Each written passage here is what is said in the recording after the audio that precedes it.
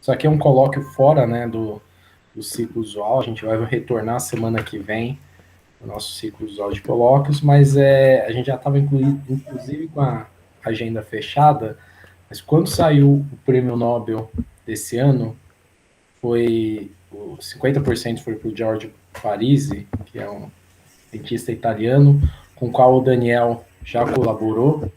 Eu tenho que dar aqui os devidos créditos. O Pedro Venezuela, acho que no mesmo dia ele me contatou e falou: olha, isso é muito interessante porque o Daniel Stariolo colaborou com ele já, é um cara da casa. Então, a gente, comissão de colóquio, comprou a ideia no ato, né? E convidamos o Daniel, que é o professor da casa, e ele gentilmente ceder um pouco de tempo e espaço dele para falar um pouco desse trabalho, assim, da área de uma maneira geral, mas também dessa área que foi agraciada com o Prêmio Nobel desse ano.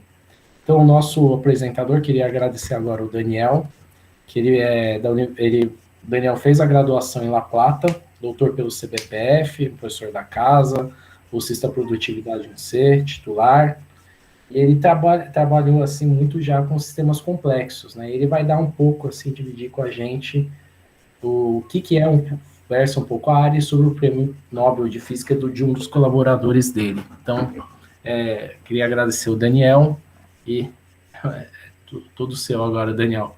Obrigado. Muito obrigado, Vinícius.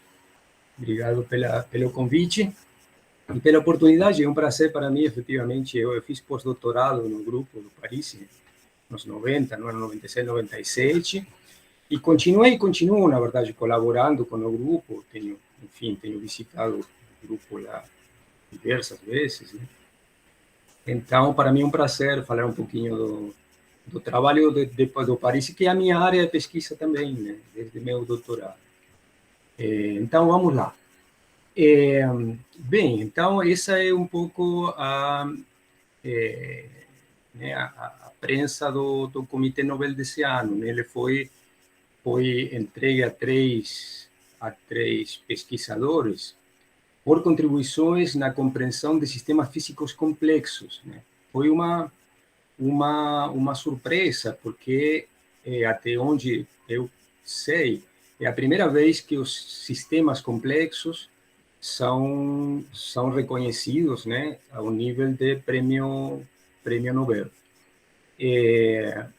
Aí, dentro desses três pesquisadores, né, dois deles levaram metade do prêmio, né, como você falou, Vinícius, o Shiguro Manabe e o Klaus Hasselmann, por pesquisas fundamentais na física do clima, né, e na questão do aquecimento global, de trascendência óbvia para todo mundo, não só para cientistas, ou físicos ou alunos de ciências, sino para todo mundo. Não? O problema do clima hoje, atualmente, é uma coisa fundamental até para a sobrevivência da sociedade, não? Como a gente já conhece, e das espécies como um todo.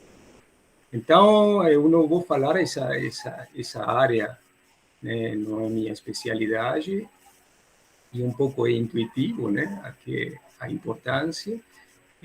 Mas a outra metade do prêmio, né, que foi uma surpresa para muitos, né, foi ao Giorgio Parisi, que é esse italiano, aí à direita, né, pela descoberta da relação, da interação entre desordem e flutuações, né, aí está em inglês à direita, em sistemas físicos em escala desde atômicas até planetárias.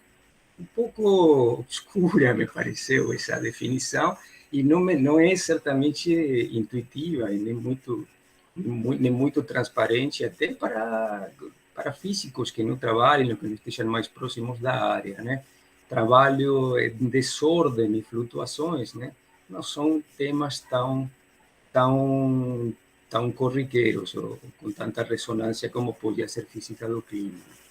Então, eu vou começar falando um pouquinho sobre sistemas complexos. Tanto o clima quanto os trabalhos do Paris, né, são trabalhos em sistemas complexos. Mas, afinal, o que são sistemas complexos? Né? A física, né, até os estudantes de física 1 sabem que a física é complexa toda ela, né?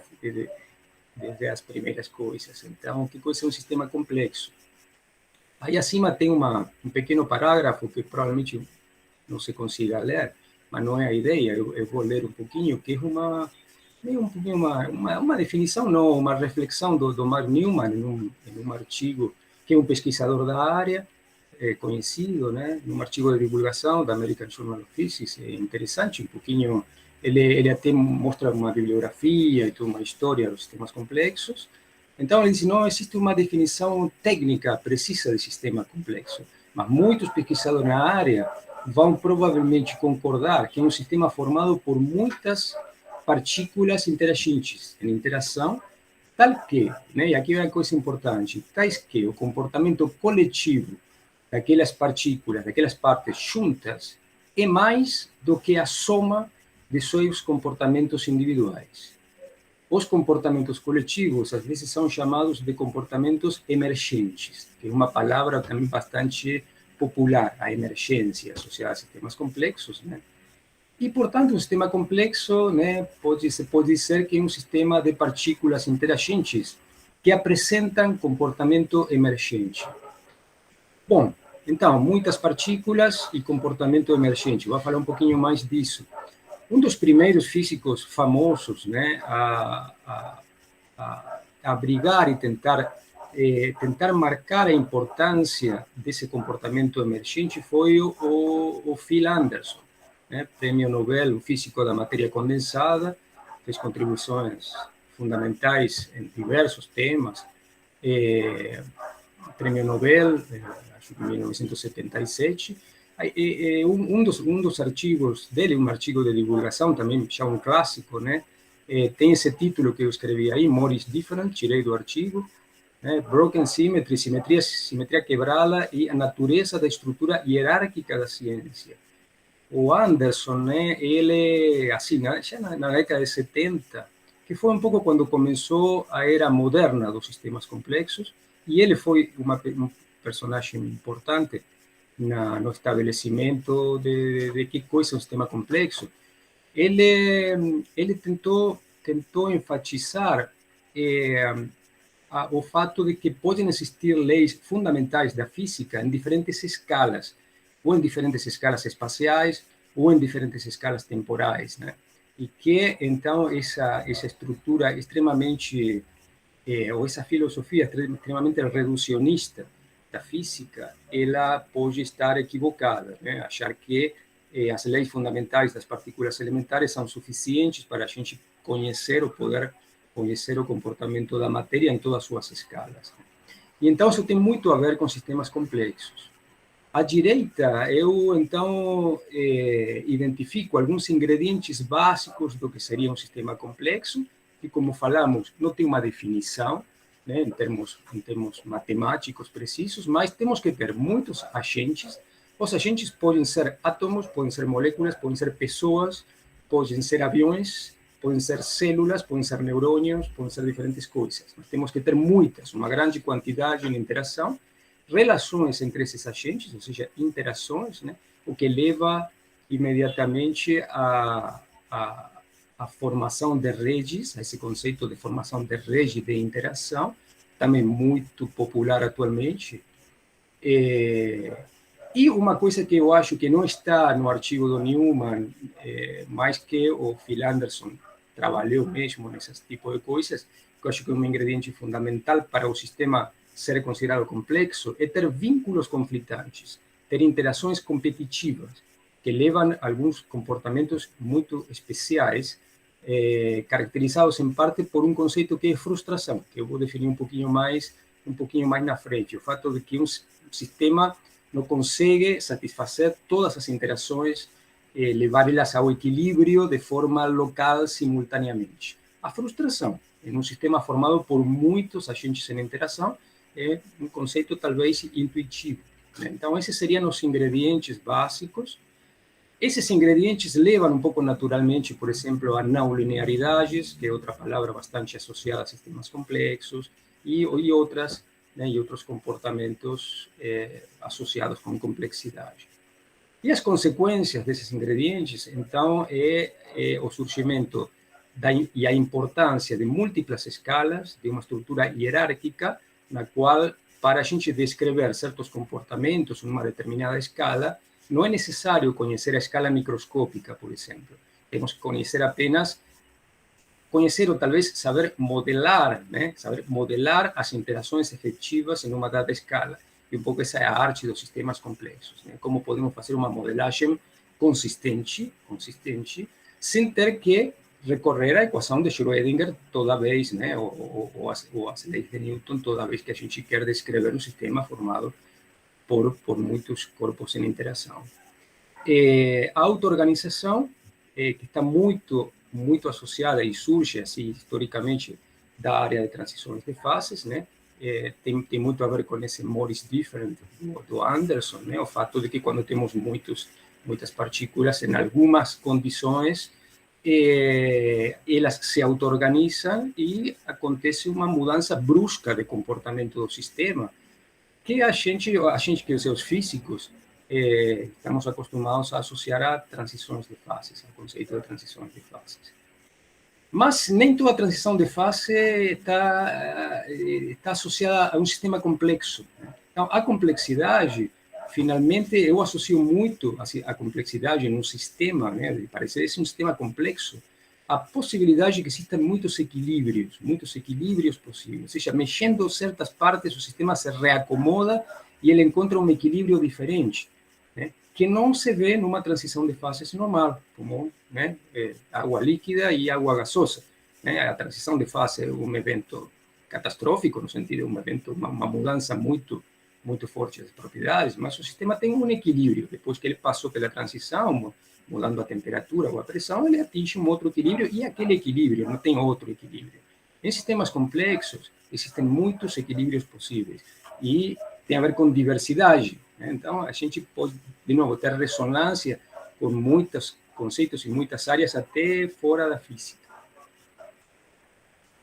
Aqui tem alguns exemplos, é muito amplo, o campo de sistemas complexos extrapola a física, essa é uma das coisas interessantes da área, né, que, em particular a mim, né, é o que me atrai da área de sistemas complexos, porque a gente voa, né, com a imaginação, e a questão para nós físicos, né, é que podemos utilizar as ferramentas da física e os métodos que a gente aprende nos sistemas físicos para fazer, então, modelagem de sistemas que aparentemente não tem nada a ver com um sistema de partículas, com um sistema de átomos ou de moléculas.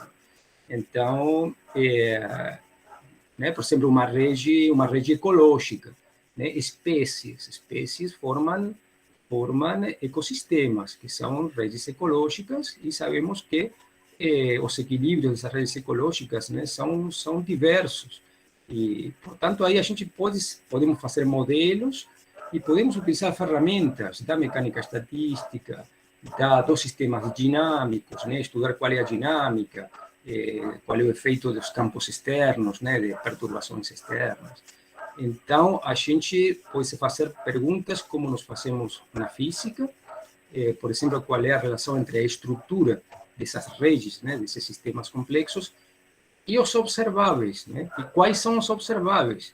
Temos que defini-los, dependem do sistema, que coisa estamos interessados em medir.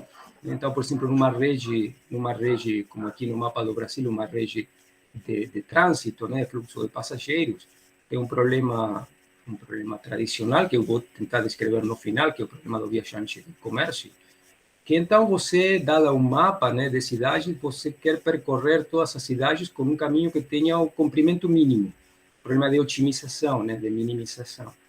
Então, você tem que definir, uma vez definido esse problema, você define seus observáveis. Quais são os observáveis? Bom, são os caminhos. E dentre todos eles, possíveis, né, para percorrer, você quer extrair o mínimo. Esse é o problema. E a gente tem métodos da matemática e da física para estudar esse problema. O Parisi contribuiu, né, entre as múltiplas contribuições, contribuiu para esse tipo de problemas também. A questão de quais são os parâmetros de controle, qual é o equivalente a um sistema qualquer desses, numa rede social, qual é o equivalente à temperatura, à pressão, né, a nossos parâmetros termodinâmicos, por exemplo, podemos fazer uma termodinâmica desses sistemas, né? Existem transições de fases, se mudamos esses parâmetros, podemos encontrar, então, mudanças bruscas de comportamento global do sistema e associar a transições de fases? Podemos. De fato, essa é uma das grandes contribuições, vamos dizer, da física ao estudo desses sistemas, que não acontecia antes dos físicos exportarem seus métodos para essas áreas. Então, mudou um pouco a forma de ver esses sistemas com as contribuições da física. E outra pergunta muito importante, que tem a ver com a questão do reducionismo em física, são as dinâmicas relevantes. Em física, a gente sabe que as dinâmicas são poucas, certo? São a mecânica newtoniana para sistemas clássicos, né? E a mecânica quântica para sistemas quânticos, e tudo se reduz a essas mecânicas, mais ou menos complexas, dependendo do sistema. Agora, no momento que a gente quer fazer um modelo de um sistema complexo numa dada escala, numa dada hierarquia, já não vamos tentar descrever a dinâmica desse sistema através das equações de Newton ou através das equações da equação de Schrödinger, mesmo sabendo que todo está composto por átomos e está governado pela equação de Schrödinger, certo? Esse reducionismo não funciona. Um pouco esse foi o debate do Anderson naquela época. Então, definir as dinâmicas relevantes é parte da modelagem, é parte do que pode nos levar, então, a descobrir comportamentos emergentes e coletivos do sistema não triviais, né? E responder perguntas interessantes. Bom, eu vou, então, deixar os sistemas complexos de forma genérica para falar, então, um pouquinho do Parisi, que é a personagem da qual eu posso falar um pouquinho. Sistemas complexos, então, para fechar, é uma área extremamente ampla, como vocês veem, não tem uma definição muito bem delimitada, né? Uma área que está em expansão, em crescimento contínuo.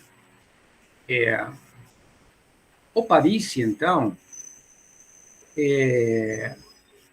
esse italiano, né, que estávamos comentando um pouquinho antes do início com o Marco, aí, que é um personagem singular em muitos sentidos, né? Você se encontra com ele e não pode, pensa que o cara não se comunica muito bem, né? Ele tem uma certa dificuldade de começar a se comunicar, mas depois ele é um cara extremamente prolífico, extremamente conectado socialmente, né? Ele colaborou com uma infinidade de pessoas, né? E fez contribuições fundamentais em diversas áreas de sistemas complexos. Então, isso é o interessante do trabalho dele.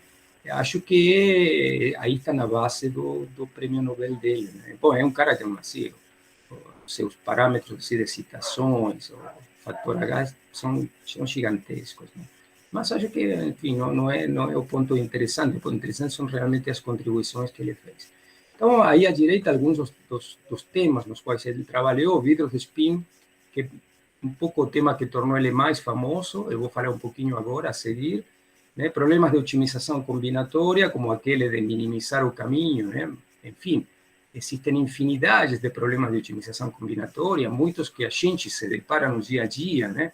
A gente estamos o tempo todo otimizando coisas no nosso cotidiano, e são problemas de otimização. A gente pode pensar em fazer um modelo, né, e tentar resolver, né, qual é a configuração ótima daquele tudo, né, que me resolve o problema.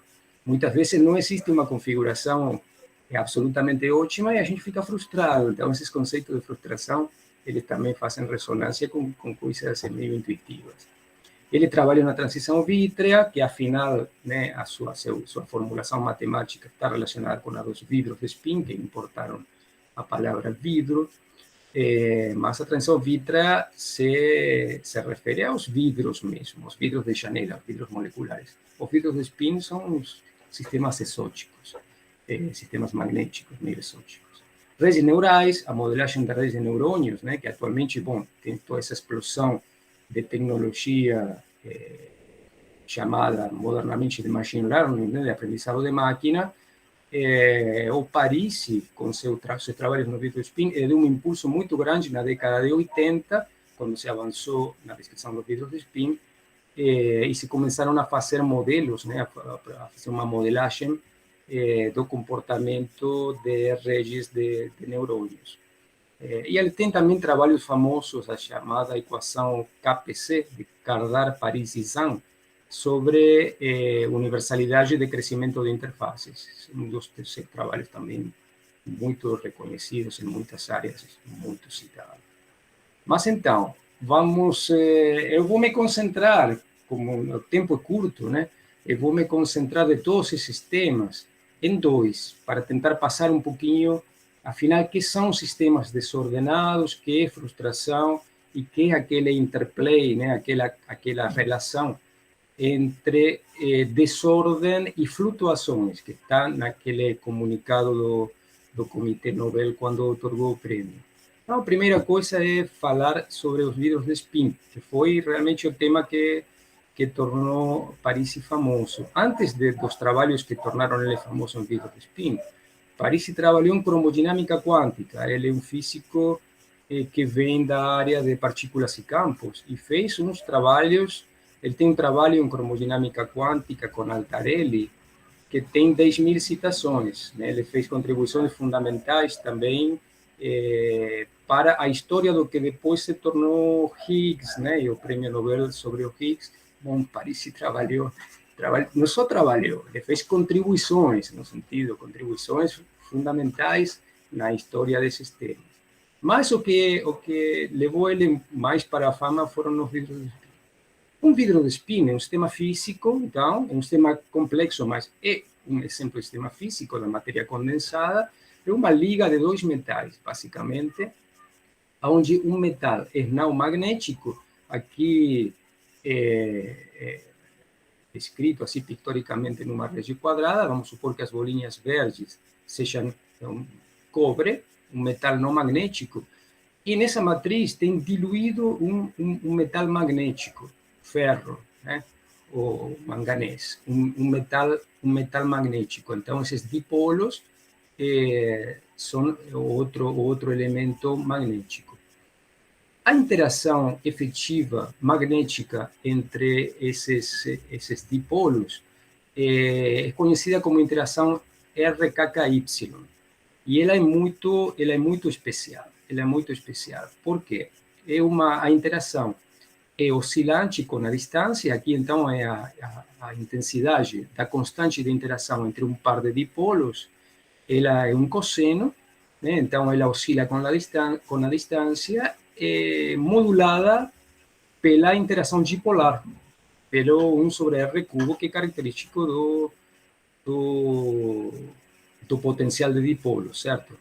Então, ela se amortece com a distância, mas a coisa importante para levar ao comportamento exótico do vidro de spin é que, alternadamente, ela toma valores positivos e negativos, e faz com que, dependendo da distância entre cada par que a gente olha, esses spins, vamos dizer assim, simplificando um pouco o panorama, né? Eles vão tender a se alinhar se a interação é positiva, porque a tendência vai ser antiferro, e elas vão tender a se anti-alinhar se a interação for negativa. Então, alguns spins vão querer se alinhar a seus vizinhos e outros vão querer se anti-alinhar a seus vizinhos, para minimizar a energia ou para minimizar a energia livre. E isso leva ao conceito de frustração. A frustração, aqui está ilustrado, é o seguinte: imaginem, então, um sistema com interações chamadas antiferromagnéticas, onde o J é sempre negativo. É sempre negativo. Ele tende, os spins, com essas condições, gostam de ter seus vizinhos mais próximos anti-alinhados. Numa rede quadrada, não tem problema nenhum. Cada spin, né, fica anti-alinhado com seus vizinhos próximos. Então, esse sistema não tem frustração. Ele não apresenta frustração. O chamado antiferromagneto na rede quadrada. Agora, se o mesmo sistema, com interações de pares negativas, antiferromagnéticas, né, que tendem a anti-alinhar, ou colocamos, ou observamos numa rede triangular, o que acontece? Quando dois pares ficam anti-alinhados, ou seja, a interação entre eles é satisfeita, o terceiro fica frustrado. Por quê? Porque se ele se anti-alinha com um vizinho, ele vai se alinhar com o outro. Então, o que acontece? Ele não consegue satisfazer simultaneamente todas suas interações locais de forma a minimizar a energia de pares. Isso é frustração. Esse é o conceito mais elementar, mais básico de frustração. o antiferromagneto na rede triangular é um exemplo clássico na literatura de sistema completamente frustrado, certo? Completamente frustrado. Ele não tem desordem, né? Ainda não entramos com a palavrinha desordem, aqui não tem desordem nenhum. A desordem foi um pouco introduzida no modelo de vidro spin, o primeiro modelo importante de vidro spin, introduzido por Edwards e Anderson, ou Phil Anderson, que fez contribuições importantes em vidros de spin também, né?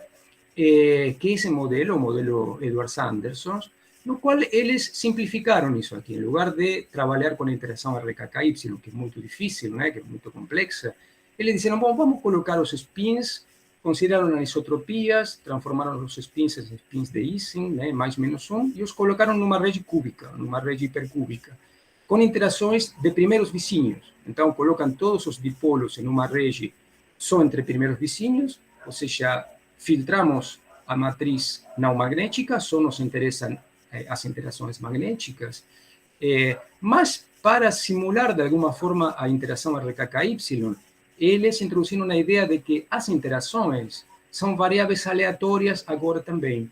Então, elas são variáveis que são escolhidas com alguma distribuição de probabilidades, né? Então, as interações se tornam variáveis aleatórias. E essa é a desordem. Né? Essa é a desordem. Notem que no sistema real, né, um vidro de spin, uma liga, terá os átomos, os dipolos, em posições específicas. Então, haverá uma matriz de interações com distâncias muito específicas. Se depois nós fazemos crescer outro vidro de spin no nosso laboratório, a configuração de interações vai ser diferente, porque as impurezas vão estar em posições diferentes, correto? Então, nesse sentido, né, eu acho que o Edwards e Anderson pensaram, não estamos interessados em uma configuração particular do JJ. Na verdade, o que nos interessa é o comportamento típico, o comportamento estatístico, o comportamento promédio de muitos vidros de spin, certo? Então, eles pensaram nesse modelo de transformar as interações em variáveis aleatórias. E depois, então, temos de alguma forma que mediar, que encontrar comportamentos estatísticos e médios e as flutuações em torno desses comportamentos, considerando as variáveis de interação aleatórias. Então, esse é o modelo básico de vidro de spin, né, o modelo de Edwards-Anderson. Esse modelo é, mesmo sendo uma simplificação da interação física RKKY, um modelo que é muito difícil de estudar, não de resolver analiticamente, porque praticamente nenhum modelo realista é solúvel exatamente, né? Mas mesmo fazer campo médio desse modelo, que é a primeira aproximação, é uma coisa, é um desafio muito grande. Na década de 70, Sherrington e Kirkpatrick, que também são famosos dentro da área de vidros de spin, então eles consideraram o modelo de Edwards-Anderson, fazendo com que cada spin interaja com todos os outros, com interações de todos com todos, certo? Completamente conectado. Ao conectar todos com todos, é como que cada spin enxerga o campo médio de toda a rede. Então, os resultados são equivalentes ao fazer um campo médio mais padrão, mais tradicional, considerar um hamiltoniano conectado todos com todos. Aconteceu que a solução desse problema foi também extremamente difícil.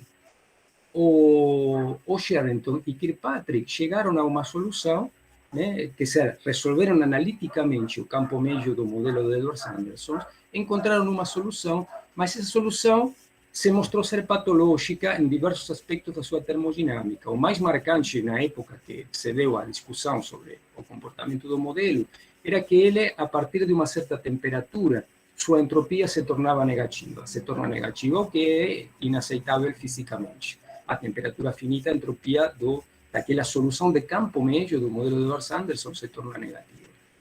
E aí surgiu a questão das réplicas, que é a grande jogada do Parisi que eu vou comentar aqui em um slide, certo? É uma coisa que a gente poderia ficar falando muito sobre a questão das réplicas, que um pouco é o que fez o Parisi famoso, e o método é o que foi exportado a todas essas outras áreas, né? Otimização combinatória, vidros estruturais, redes de neurônios, né, esses métodos de réplicas, os conceitos de ultrametricidade, foram exportados com muito êxito a todas essas áreas e se avançou muito na compreensão de muitos sistemas que foram além da física, né, do problema do vidro de spin. Como vocês veem, o vidro de spin é um sistema físico completamente sem interesse, no sentido tecnológico, no sentido, né, por que que as agências financiadoras põem dinheiro em estudar supercondutividade de alta temperatura crítica? Porque quando se resolver aquele problema,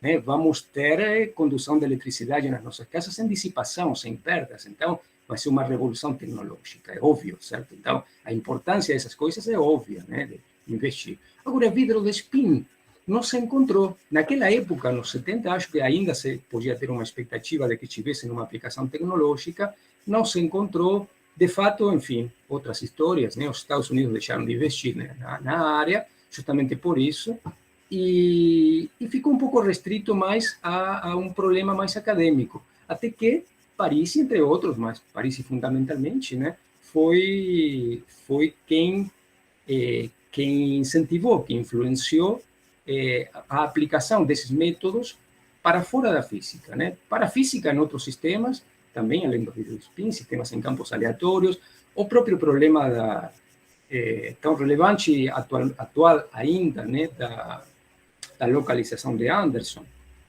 Enfim, sistemas com desordem também. Então, a questão das réplicas está associada ao problema da solução do vidro spin por Paris.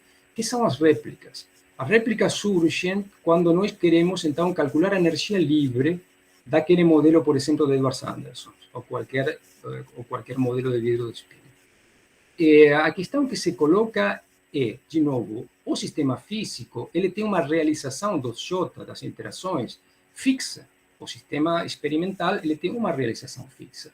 Mas nós estamos interessados em propriedades genéricas desses sistemas, né, em propriedades médias. Então, vamos ter que mediar, vamos ter que considerar elas como variáveis aleatórias e, de alguma forma, mediar. Então, o que mediar? Né? A gente poderia pensar, bom, vamos mediar dentro da função de partição. Essa seria a primeira jogada, assim como mediamos, somamos em todas as configurações dos spins, dos graus de liberdade na função de partição. Só que mediar na função de partição acaba não dando a física correta. O que tem que ser mediada é a energia livre, pela questão de extensividade. A gente espera que, se temos subsistemas de tamanho crescente, né, o sistema tenha uma propriedade tal que as flutuações diminuam no limite termodinâmico, né, uma coisa que a gente aprende na mecânica estatística. E mesmo as flutuações em relação aos acoplamentos. Então, esses argumentos se podem fazer de forma precisa, mas, resumidas contas aqui, né, ele nos leva a que a quantidade relevante a mediar seja a energia livre e não a função de partição. E, portanto, temos que mediar o logaritmo da função de partição, que é proporcional à energia livre. Acontece que mediar o logaritmo da função de partição, tecnicamente, quando a gente vai somar a função de partição, né, com aquele modelo exponencial de Boltzmann, é um problema tecnicamente muito complexo. E então, parece que foi o Edwards, o Sam Edwards, também um físico famoso, que propôs pela primeira vez o truque das réplicas, que está baseado numa identidade entre, então, o logaritmo de z, o logaritmo de uma variável, e o limite de uma potência dessa variável. Então, se introduzem réplicas, n réplicas, inicialmente n é um número inteiro, se replica a função de partição, aqui nesse contexto, se faz a conta, né, com n réplicas da função de partição, se faz a soma nas configurações dos spins, se faz a média na desordem, e no final temos que fazer o limite de n tender para zero, temos que fazer uma continuação analítica, que é uma coisa exótica e foi muito tempo criticada e contestada assim, e recebida com ceticismo, porque afinal, se você tem n réplicas do sistema, o que significa fisicamente no final fazer n para zero? Enfim, essa é outra história interessante, foi resolvida faz pouco tempo atrás pelos matemáticos, que mostraram que a solução de Paris com essa técnica de réplicas é a solução correta, né, formalmente, matematicamente correta, que dá a termodinâmica correta do modelo de Sherrington e Kirkpatrick, do campo médio do vidro de spin. E então, o Sherrington e Kirkpatrick, que tiveram aquele problema com a entropia, eles se depararam, na conta deles, com o parâmetro de ordem do sistema, que surge naturalmente quando você faz a conta, e ele corresponde a uma função de correlação, ou de autocorrelação, entre os próprios spins, mas em réplicas diferentes. Alfa e beta são índices que você tem que introduzir na conta, que caracterizam inicialmente as réplicas. Então, aparece esse parâmetro naturalmente na conta, que é o chamado overlap entre réplicas. Né? Em algum momento da conta você tem que dizer qual é a estrutura, então, dessa matriz, porque afinal esse parâmetro é uma matriz, certo? Com dois índices. E a primeira aproximação, que foi a do Sherrington e Kirkpatrick, foi dizer, bom, as réplicas é um truque matemático, é um artefato matemático, elas são todas equivalentes, não temos por que considerar uma réplica diferenciada de outra réplica, então, simetria de réplicas. Eles disseram, todas as réplicas, todos os alfa betas são equivalentes, temos um Q só. Então, aquela matriz seria uma matriz com um valor Q zero, né?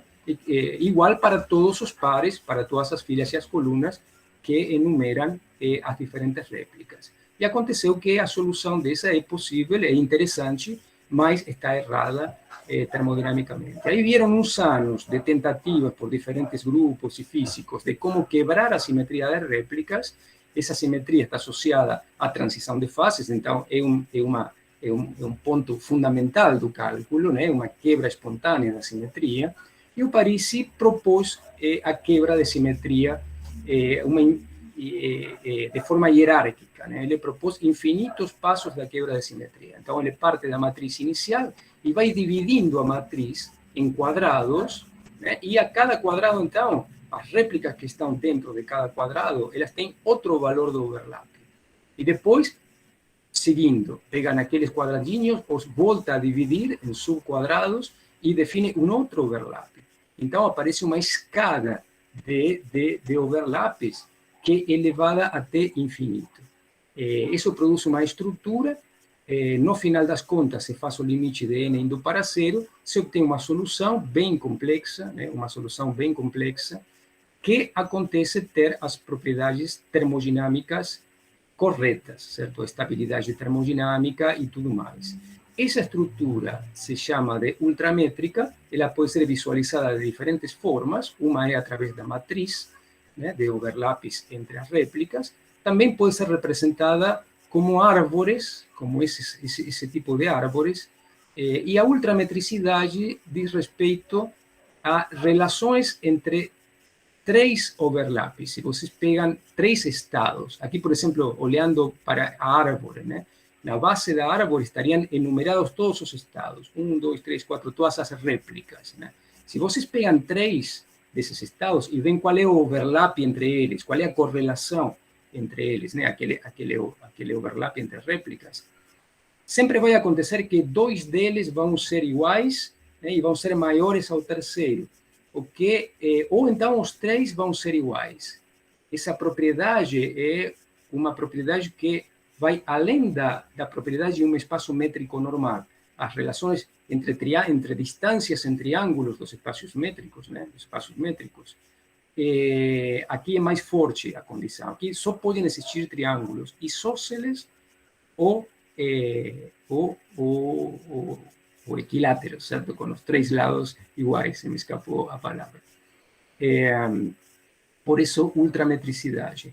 E essa propriedade é herdada nessa estrutura da matriz. Então, surgem essas árvores ultramétricas. Isso aqui é muito interessante, né?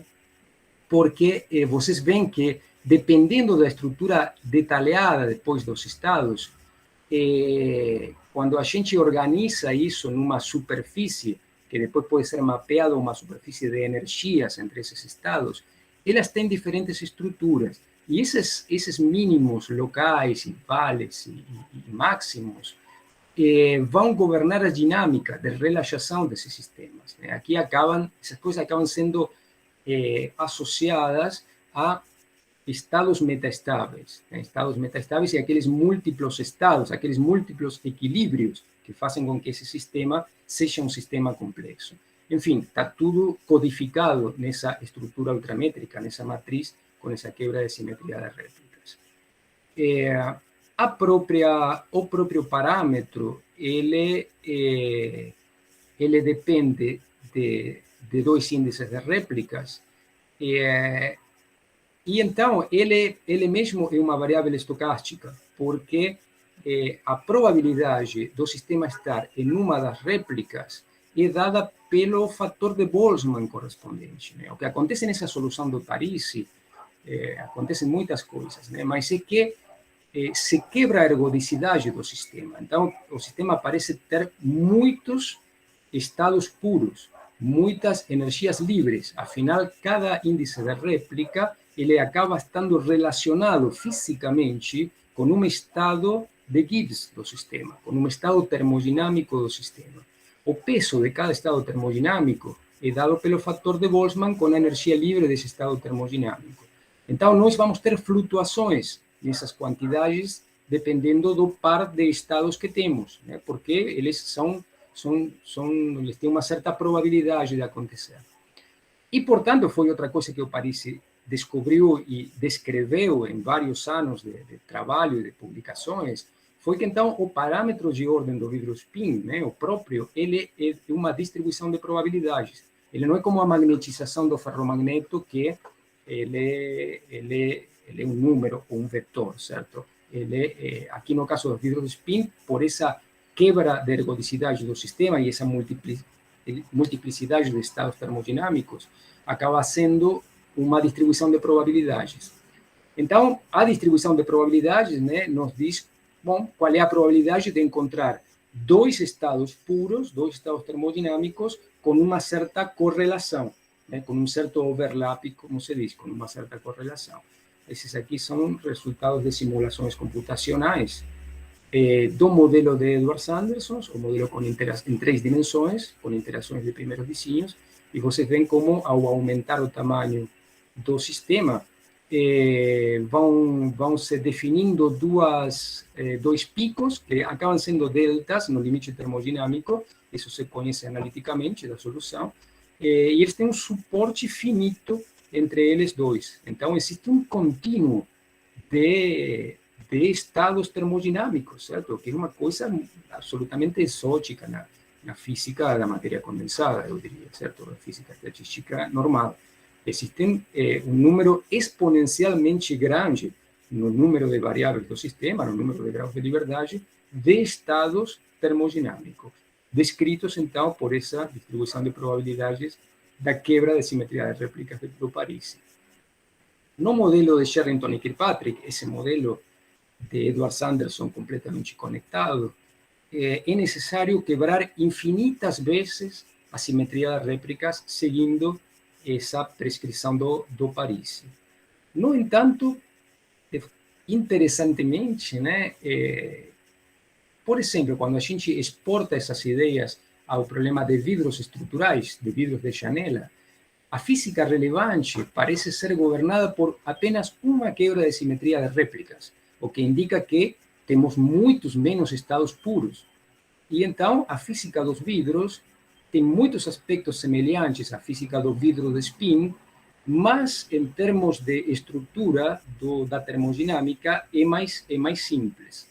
É mais simples. Isso é interessante. Existem duas famílias de sistemas, aqueles que têm que quebrar infinitas vezes a simetria das réplicas, que se chama Full Replica Symmetry Breaking, né, completa, e os que têm uma quebra de simetria das réplicas, que representam os modelos, mesmo modelos de spin, né, existem modelos de spin que têm uma quebra de simetria das réplicas, leva a solução termodinamicamente estável.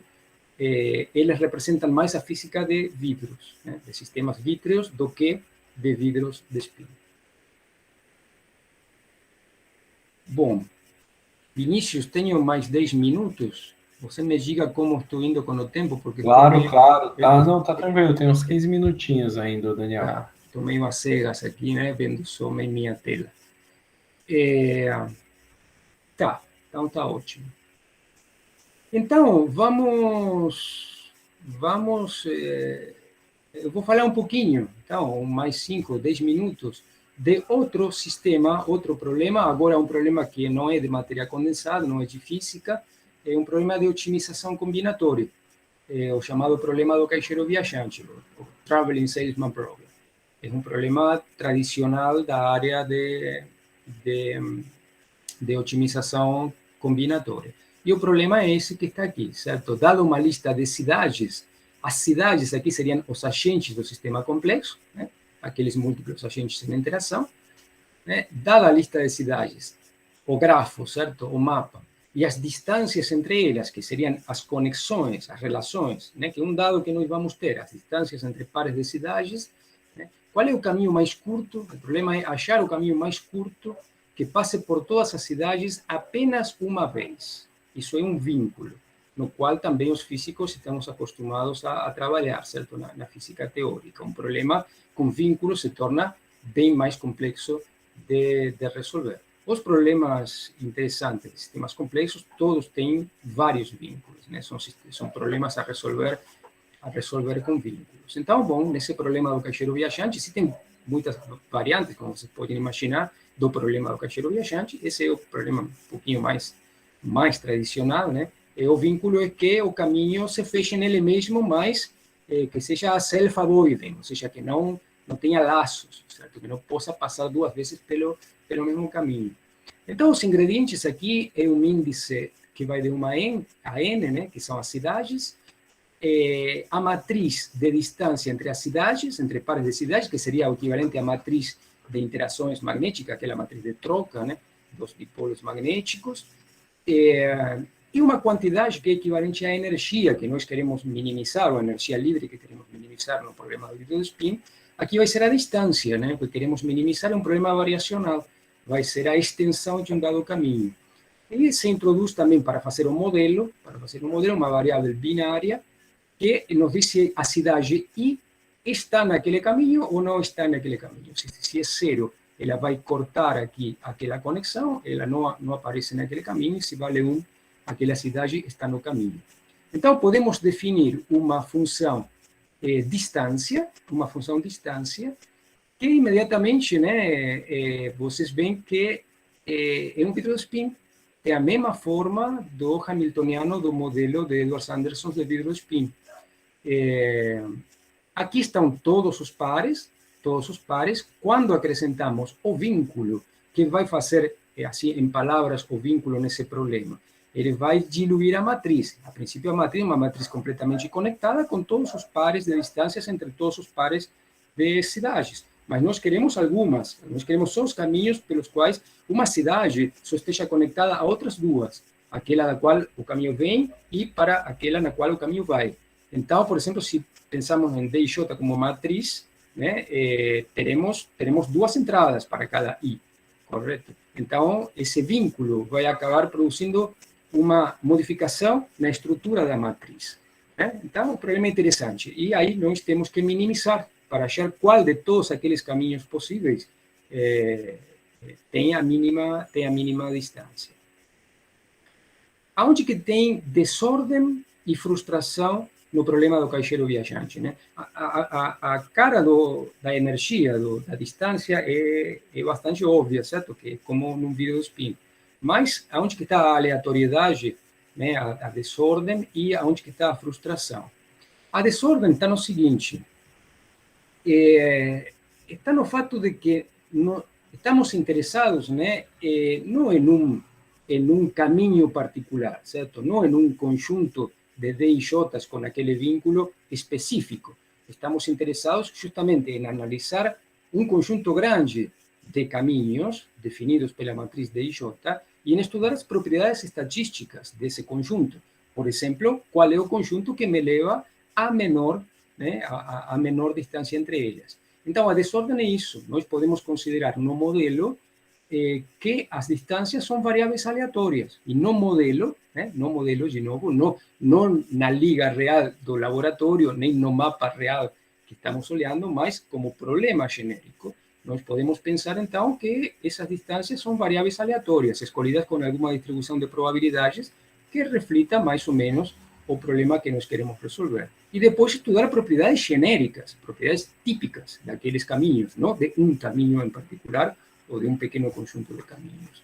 Então, a desordem entra nisso, nós vamos considerar DJ como variáveis aleatórias, e a frustração vem do fato de que, quando olharmos depois caminhos, né, agora eu acho que vou ter tempo, eu vou tentar mostrar um pequeno vídeo que eu acho muito bonito, que ilustra a dinâmica de solução do problema do caixeiro viajante. Depois de certos passos de dinâmica, tentando minimizar o caminho, partindo de uma condição inicial, né? A gente pode partir de uma condição inicial, né? Conectando aquelas n cidades, e inicialmente, essa condição inicial, tipicamente, vai ter um comprimento, né? Uma extensão muito grande, não vai ser nada ótimo. E a gente, com algum algoritmo, com alguma dinâmica, que aqui vem a questão também da arte de bolar uma dinâmica eficiente, vamos levando isso para o que nós queremos, certo? Que os caminhos não se cruzem e que passem uma única vez por cada um deles. E terminamos em alguma solução como essa aqui, onde, vejam só, cada cidade tem uma certa frustração, no sentido de que, se ela fosse satisfazer seus vínculos locais, se nós estivéssemos em uma cidade e dissermos, como faço para minimizar o caminho às vizinhas? Escolho as duas mais próximas, as duas cidades mais próximas, e as conecto com as mais próximas. Essa vai ser a solução que vai otimizar localmente o problema, né? Mas vocês veem que, por exemplo, essa solução, né, tem essa cidade aqui ou essa cidade aqui, que estão conectadas a uma vizinha próxima, mas na outra não é a vizinha próxima. O que diz que otimizar localmente não é equivalente, não me leva a otimizar globalmente. Essa é uma característica essencial do sistema complexo. Nós, muitas vezes, quando estamos tentando resolver um desses problemas, né, e que está associado também àquela existência de muitos estados termodinâmicos finais, muitos desses estados vão ter probabilidades maiores que outros estados. Então, vamos ter muitos estados metaestáveis. E então, para a gente conseguir otimizar globalmente, em termos de dinâmica, vamos ter que voltar atrás e rearranjar muito o mapa para tentar depois melhorar. E, nesse sentido, as dinâmicas são complexas, são lentas, são dinâmicas de relaxação lenta, né? E, enfim, dependendo do problema, existem muitas dinâmicas. Então, a frustração é um pouco isso. Minimizar distâncias localmente nem sempre ajuda a minimizar as distâncias globalmente. Então, há uma frustração local, né? Há uma frustração local. Ok, vou passar o vídeo, só que agora tenho que me lembrar como fazer para sair daqui. Aí.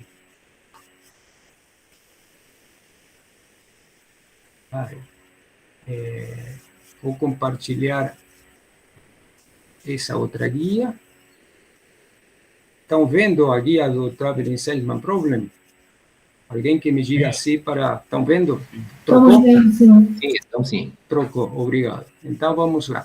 Esse é um pequeno vídeo que mostra o problema do caixeiro viajante e mostra duas dinâmicas, né? Uma dinâmica que vai descrever aí, que consiste basicamente em dar uma condição inicial, cortar um caminho aleatoriamente e reconectar as cidades, né? Essa dinâmica, vamos fazendo isso, se quando reconectamos a distância diminui, aceitamos esse novo caminho e vamos em frente, escolhemos outras duas, reconectamos e vamos em frente, né? Mas em algum momento trava, encontra um caminho no qual não é mais possível, permutando, né? Cortando e permutando, não é mais possível minimizar a distância.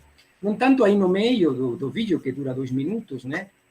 Aí ele explica que existem outras dinâmicas que são mais eficientes. E aí entra a analogia com a física, porque essas dinâmicas consistem em introduzir ruído, como se fosse uma temperatura, elevar a temperatura do sistema, permitir uma variabilidade maior, que é aquele negócio que eu falava de ter que reconstruir ou voltar para trás bastante, rearranjar todo o sistema, e depois ir diminuindo essa temperatura lentamente, como fazendo um resfriamento, né, um annealing, como se diz, um resfriamento lento, e isso muitas vezes melhora muito a solução final que aquele algoritmo consiga encontrar. Então, aqui se mescla um pouco o problema estático, né, o problema de equilíbrio, aquele problema conceitual de complexidade, com a dinâmica, que é outra coisa. Qual é a dinâmica que a gente aplica para resolver aquele problema dinamicamente, né? Aonde que ele chega, né? Qual é o seu estado assintótico com uma dada dinâmica. Então, vamos lá.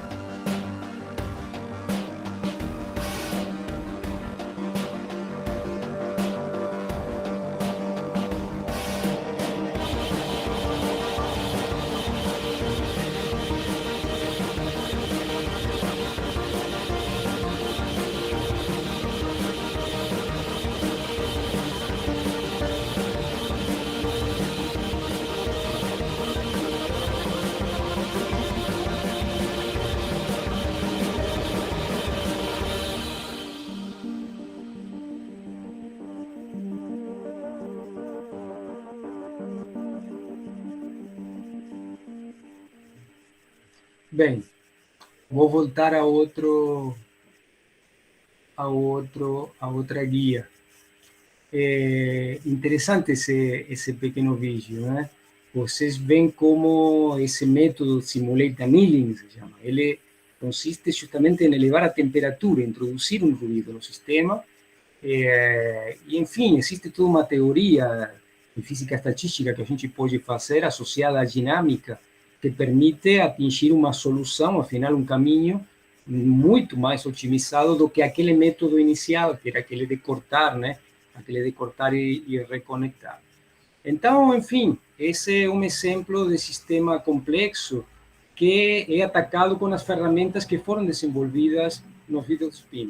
Parisi fez alguns trabalhos nessa área também. E então, eu já vou fechando, né? Tem vários outros temas interessantes também, semelhantes, mas a problemática um pouco gira em torno dessas coisas que a gente pode ver com o vídeo spin, que foi o tema inicial, que introduz os métodos, e aquela ideia da quebra de simetria das réplicas, e aplicações a outros sistemas. Então, otimização combinatória é uma dessas aplicações que aquelas ideias foram muito frutíferas, né? Muito prolíficas. Então, para fechar, aqui o pessoal, os brasileiros que colaboraram com Paris e colaboram, o Lucas Nicolau. Lucas Nicolau é professor na Federal de Santa Catarina, né? Também fez pós-doutorado no grupo do Paris. O Jefferson Arenson, a Carolina Brito e o Fernando Metz são professores na Federal do Rio Grande do Sul, né? Todos meus amigos e colegas e colaboradores também. Então, enfim, eles também colaboraram, tem publicações junto com Paris. E aqui aparece um quadro com os nomes de todos os colaboradores do Paris, com uma estrutura ultramétrica, que se fez em 2018, que foi o aniversário de 70 anos do Paris. Agora Paris está com 73 anos. Aí se fez um workshop em Roma, né? Aqui tem uma foto. onde estou eu, está o Miguel Virasoro, que lamentavelmente é outro físico famoso, que faleceu um par de meses atrás, muito amigo do Paris, e não chegou a ver o Prêmio Nobel do Paris. E aqui, então, se fez um mapa com todos os colaboradores do Paris na estrutura ultramétrica. Então, bem, isso era o que eu queria contar para vocês hoje.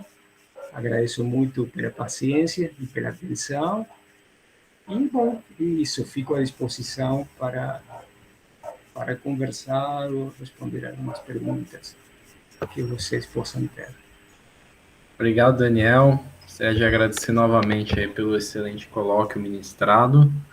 E agora a gente está estamos abertos a perguntas. Então, aqueles que queiram fazer alguma pergunta para o Daniel podem ou levantar a mão, ou então mandar a pergunta pelo chat.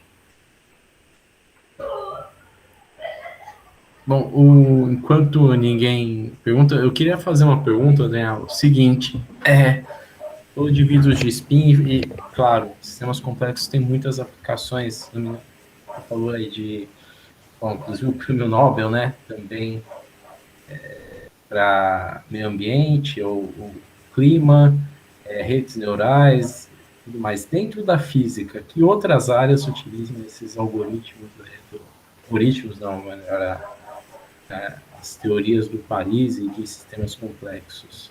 Que outras áreas dentro da física, especificamente?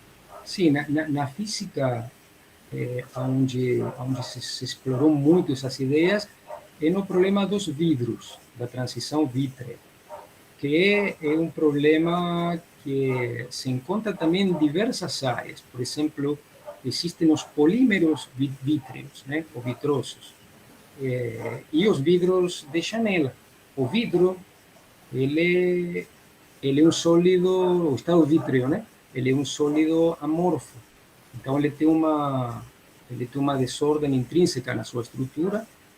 E, de fato, a chamada transição vítrea, que se produz quando se resfria o líquido, né? O chamado líquido sobre enfriado, ele se resfria, chega a uma certa temperatura, uma região de temperaturas, no qual a viscosidade praticamente diverge, aí ele transiciona para um estado praticamente sólido, mas o vidro sempre continua tendo uma relaxação residual, causa da sua estrutura amorfa, cristalina, não cristalina, certo? O que deveria ser uma estrutura cristalina é uma amorfa.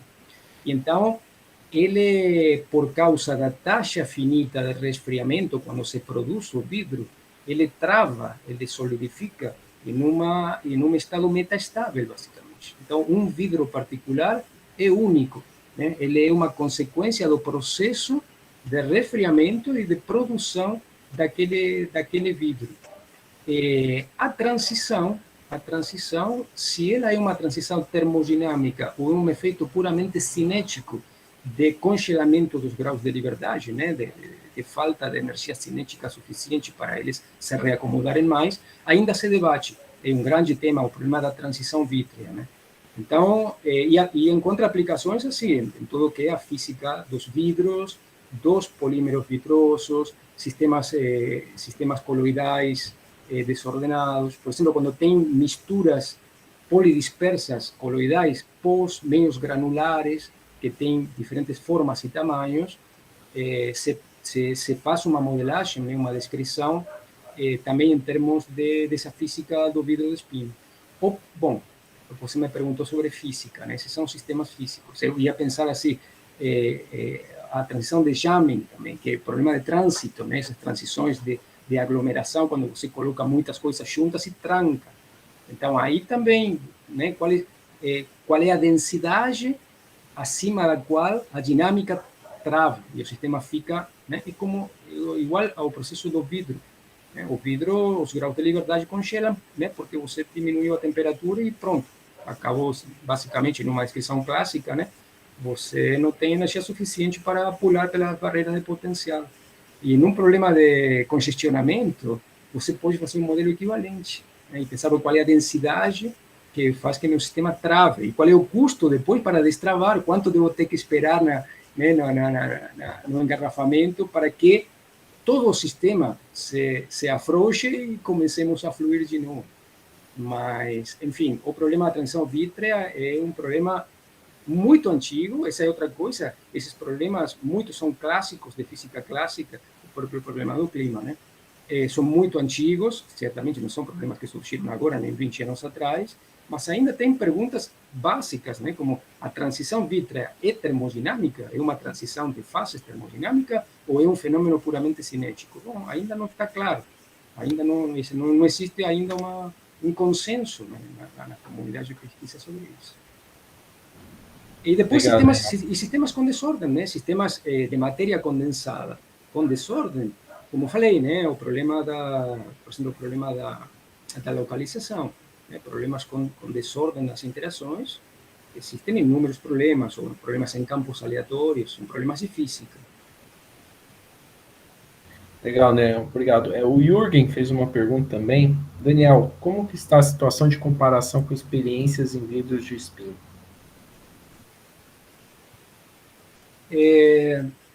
Bom, atualmente, Jürgen, eu não sei, não conheço grupos que estejam fazendo experimentos em vidros de spin. Um pouco porque aquela questão de que a física experimental, como não encontrou um canal de aplicação tecnológica, né, se deixou de investir. E fazer física teórica, todos sabemos, né, é mais fácil do que fazer física experimental em termos de investimento, né, de economia.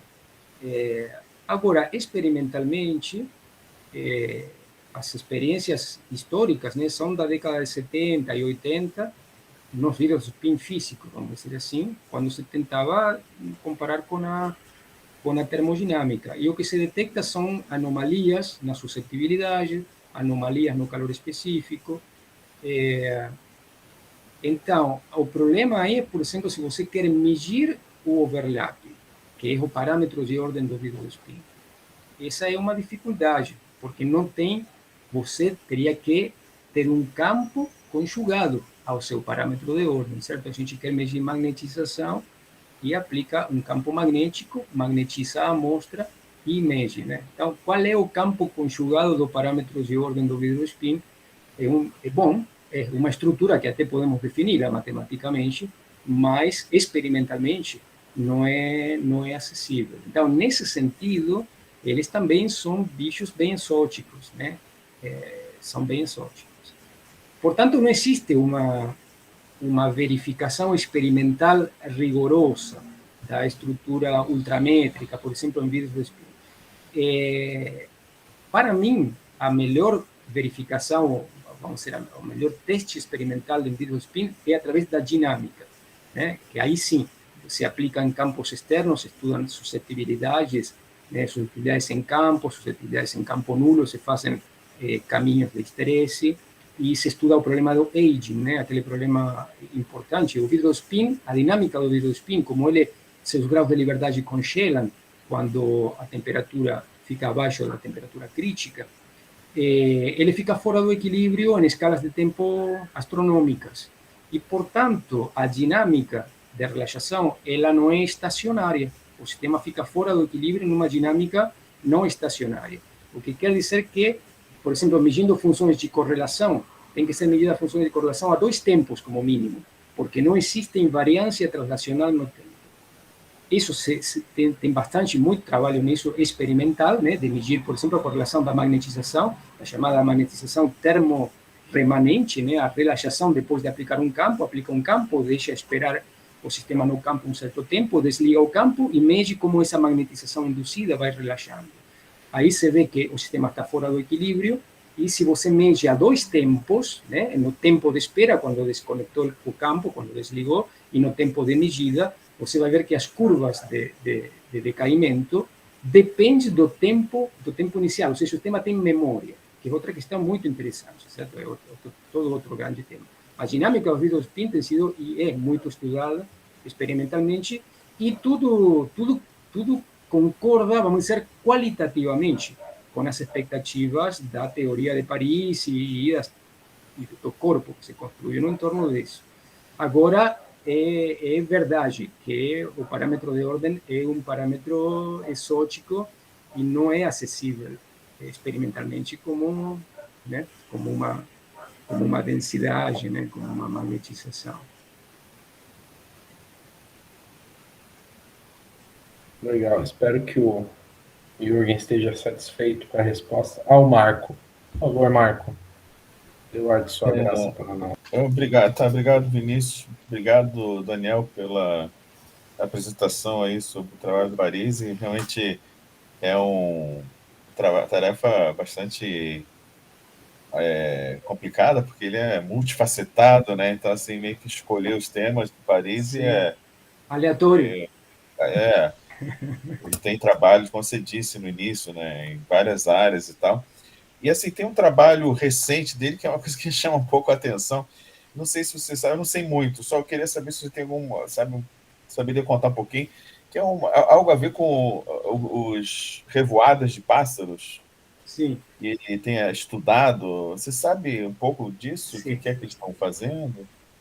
Sim, eu sei um pouquinho da história. Na verdade, esse tema ele está inserido numa área mais nova da física, que é a chamada active matter, matéria ativa, que é justamente estudar dinâmicas complexas auto-organizadas. Por exemplo, as dinâmicas de bandos de pássaros ou de cardumes de peixes, né? Essas dinâmicas que, certamente, se você olha um peixe isoladamente andando, né, nunca vai poder dizer que quando você juntar centenas desses peixes, eles vão ter aquele comportamento, ou os pássaros.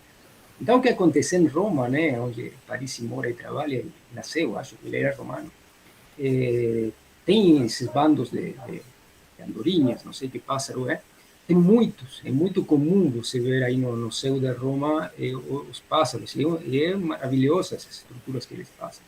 Então, dois ex-alunos dele, o Andrea Cabanha e Irene Giardina, que são um casal, fizeram um doutorado com ele e atualmente são professores em Roma, eles começaram a trabalhar nessa área e eles fizeram uns trabalhos bem pioneiros na área experimentais. Eles montaram um laboratório para medir correlações, para tomar imagens, por exemplo, com uma certa em alta resolução e alta resolução temporal também, para poder medir meio que em tempo real, vamos dizer assim, a evolução do bando, os comportamentos na fronteira, os efeitos das condições de contorno, enfim, uma complexidade, né, tentando identificar justamente parâmetros de controle, e Parisi se soma a tudo que ele acha interessante, né?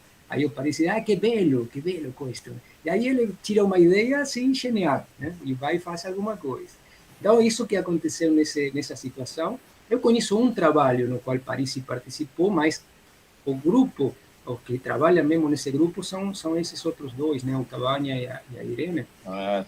E eles fizeram um modelo. Eu não tenho lido esse paper em particular, mas eles fizeram um modelo caracterizando o comportamento coletivo, né, de bandos de pássaros, um pouco inspirados na sua paisagem romana.